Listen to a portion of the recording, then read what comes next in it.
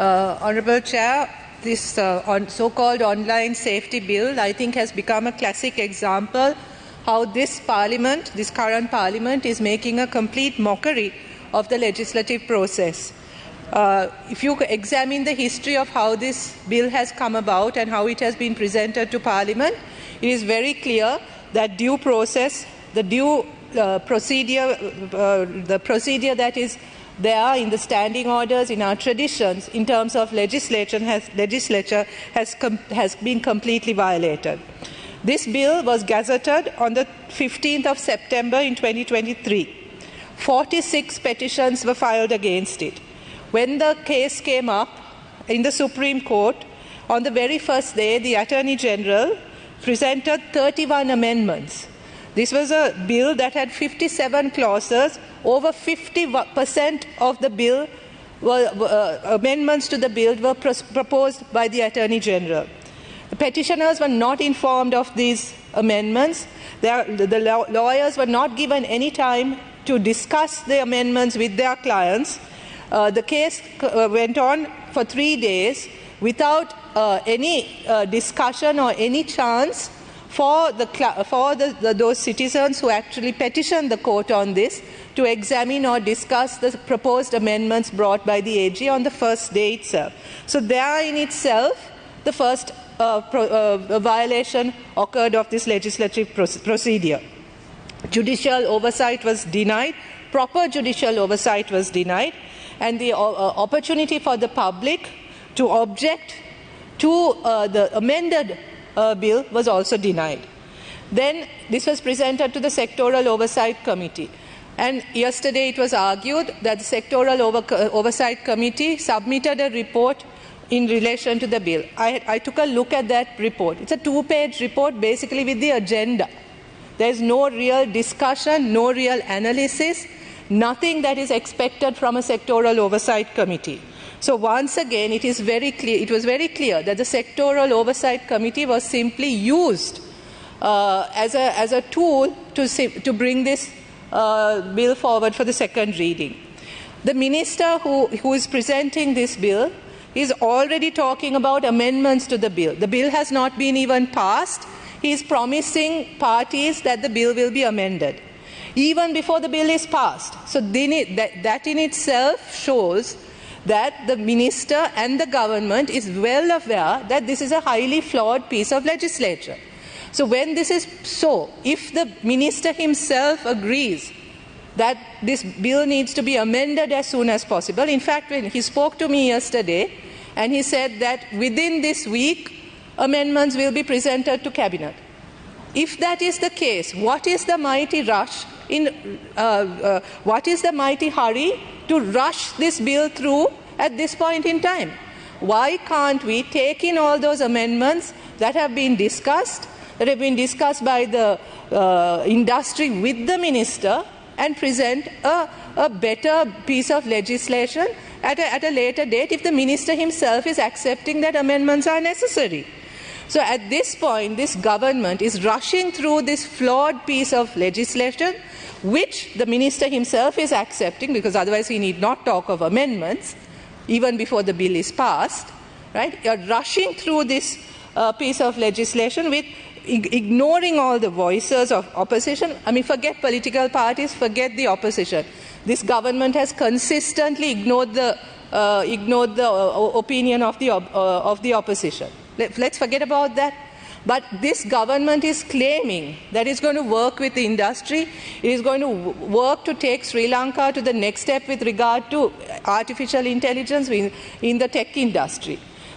Those in the tech industry, those who have been named as intermediaries, internet intermediaries in this bill, have been strongly opposed to the bill, have many criticisms of this bill, have proposed serious amendments to this bill.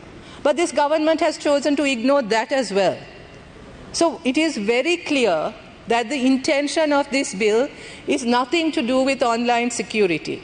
It is nothing. The minister talked about yesterday about the need to protect women and children from internet online abuse. The women and children are trotted out regularly by this government as a smoke screen to hide their most devious and most dangerous measures. Right? This bill has nothing to do with protecting women and children. If already there are existing laws, the civil law was even recently amended, that anyone can take action against defamation. Any action can be taken. The laws are already present in our system, in our judicial system. The problem is not with the lack of laws. The problem is with the implementation of laws. If the minister takes the trouble to actually talk to women and children who have faced this problem in this country, who have faced online abuse, who have faced not just online abuse, physical abuse and harassment, and the treatment that is meted out by the police, the very department that he overlooks, he should get an understanding that it's not the lack of laws that is preventing justice or from being justice being meted out to women and children, or what is preventing the protection of women and children in this country. There is absolutely no institutional or cultural change within the police which enables them to deal with the issues of women and children in a sensitive manner. There are many stories of how women are treated, how children are treated by the police of this country. This is not because of the lack of law. This is to do with attitude. This is to do with lack of resources. This is to do with the lack of leadership.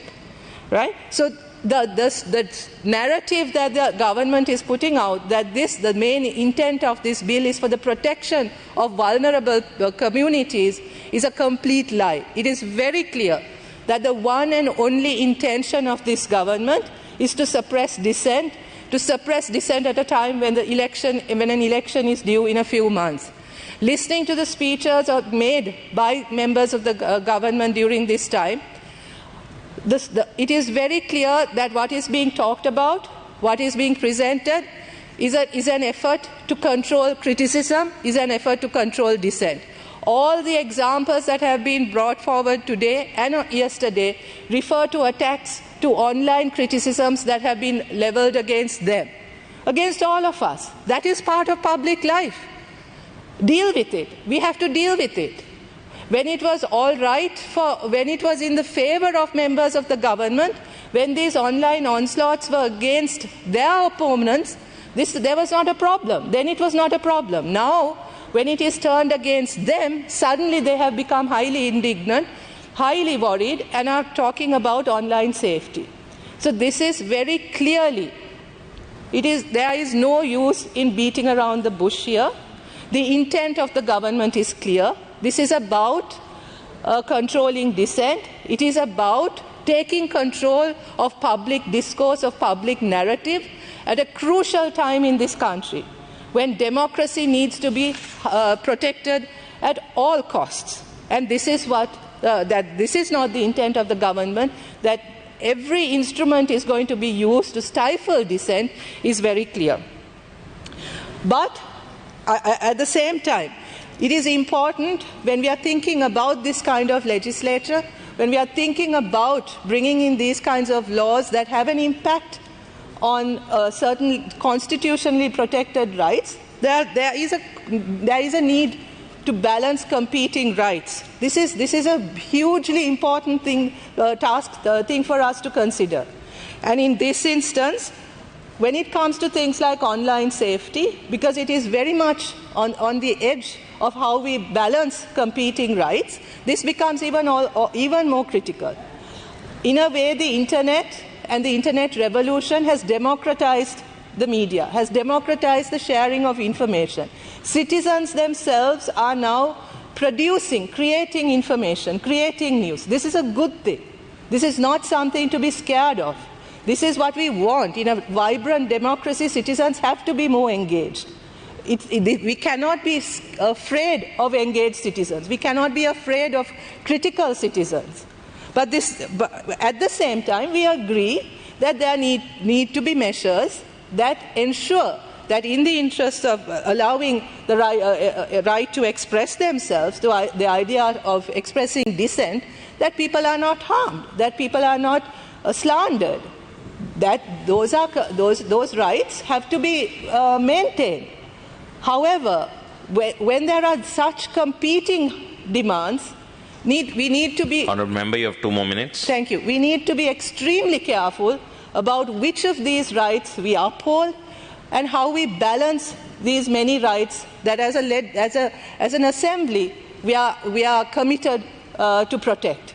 So, I also want to say this, right? If this government thinks that bringing in these types of laws is going to thwart the will of the people, that it's going to crush the voice of the people, I think they're making a huge mistake. They're making a huge mistake. If they want to win over the people, then they have to look into themselves, look at properly hear what the people are saying, and try to understand why this dissent is emerging in such a forceful manner, and make some attempt at course correction. Rather, what this government is doing, what those in power are doing, is to try and crush that, to not even acknowledge that there might be a basis on which why citizens are feeling so angry and why citizens are feeling so excluded and not unrepresented by those in power that they themselves have elected. There are lessons to be learned here if those in power are willing to learn, but the government has demonstrated over and over again their unwillingness to learn. But I again say, you are making a big mistake. You are not going to be able to thwart the will of the people or crush dissent.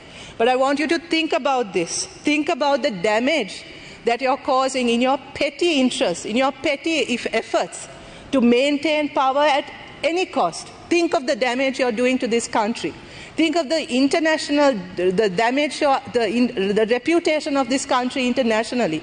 Think of the damage you're doing to potential investors, to the environment, to attract investors to this country. Honourable Member, please wind up. I'm winding up. All of these issues cannot be secondary for the petty interests of the utterly selfish efforts of this government to remain in power at all costs. So there is still an opportunity for you to take a step back. There's still an opportunity for you to do some kind of course correction. But if you go ahead with this, the citizens of this country will reply in an effective manner. Thank you very much.